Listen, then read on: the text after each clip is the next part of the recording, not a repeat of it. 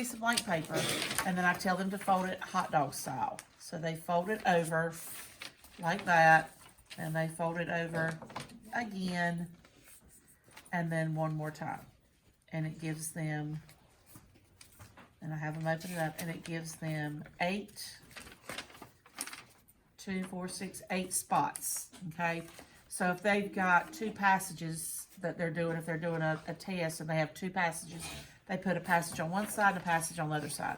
So what I have them do is I have them, what is the title of your first passage? Book Buddy. Book Buddy. So I have them write the title at the top. You guys show, let's show Miss Dawkins what we did. So they write the title at the top, and then what they do in this first block, because I want them to close read, and that means I want them to take notes, but I just want them to write down the important stuff. So what I have them do in this first block is they go ahead, or box, so they go ahead and look at the questions, and how many questions were on that first passage? I think There were 2, right? Because you had 4 no, you had 4 questions total. There were 2, I'm sorry, you're right, 4 with each passage, so there Yeah. were 4 questions. So I have them go ahead and write down 1, 2, 3, 4, and then they tell me the important things out of the questions. So what was the first question? Tell me read me the first question, Xander. Or tell me what you pulled out that was important in that question. Okay, so Be quick. so the first question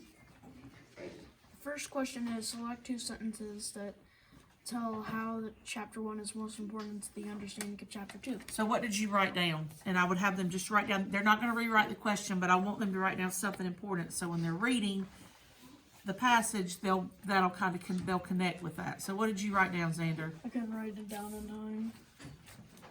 What did you write down, Bryson? How many sentences are you going to be looking for? 4. What does the question say? How many sentences are you going to be looking for? Oh, 2. 2 sentences. So I'm going to have them write down 2 sentences that connect what? That connect what? What does the question say? 2 sentences that do what? 2 sentences that tell how chapter 1 is most important to. So I have them, I have them abbreviate chapter 1 important to chapter 2. So that's what I have them write down. So then in these other boxes, they'll look and see how many paragraphs or how many lines are on the passage. How many lines were on the passage? How many lines did we have on the passage? How many lines went on the On Book yeah, Buddies? 20. 20. So then they've got 1, 2, 3, 4, 5, 6, 7 boxes left. So what I do is I'll have them chunk it up however they want to. If they want to do like 2, 3, 4, 5, 6, or if they want it, however they want to do it. And then those lines is where they're going to put that important information. So they're going to chunk it up by section. So they might want to do 2 through 8 and then have some boxes left. So down here they might write vocabulary. So what I'll have them do down here, if they come to a word or a new word and they're trying to figure out that word, they might write that word down there. So then they'll be able to answer their questions because they've got the title. I usually have them write down the genre. So is it fiction or nonfiction? We're back on what? Nonfiction. We're back on fiction. Okay, so I have them write down the genre. And then this is where they do their questions, their important info for the questions. And then this is where they'll close read lines 2 through 4. They'll put stuff there, 5 through 6, 7, 8, 9, 10. However I let them choose how they want to chunk it up. They might want to do 5 lines together. They might want to do paragraphs 1 through 3, or however they want to do it. They decide. And then if they have extra boxes, they can always use that for vocabulary, or if they want to illustrate something, I'll tell them to write down illustration.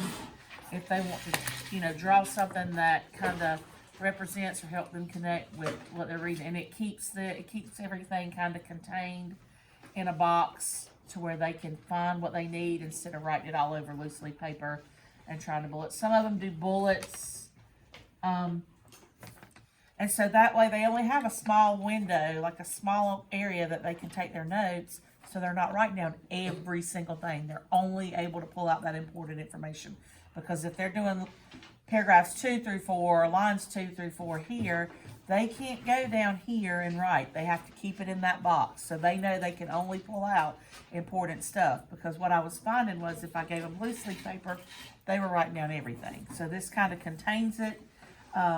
and it has helped because on our first check-ins we did things on loose leaf paper.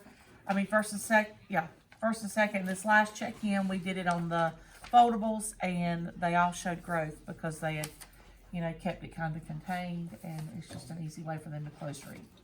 So that's something you can do at home.